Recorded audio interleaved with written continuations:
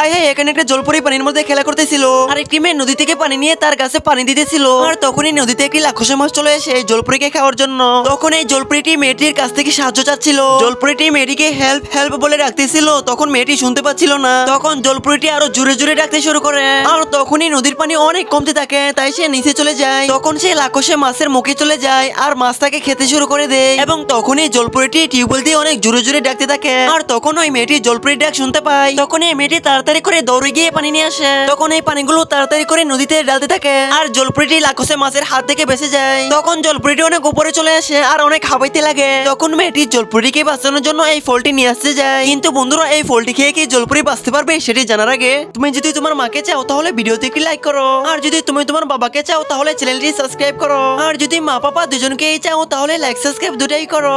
আর কমেন্টে এই ইমোজিটা দিয়ে যাবে কিন্তু। আর এই ফলটা খেয়ে মনে হয় জলপরিটি বেঁচে যাবে, তাড়াতাড়ি ওকে এইটা নিয়ে দিয়ে আসি। আর এই ফলটি খেয়ে তো আমি অনেক সুস্থ হয়ে গেলাম। ধন্যবাদ তোমাকে। আর এই যাক, জলপরিতে অনেক সুস্থ হয়ে গেছে।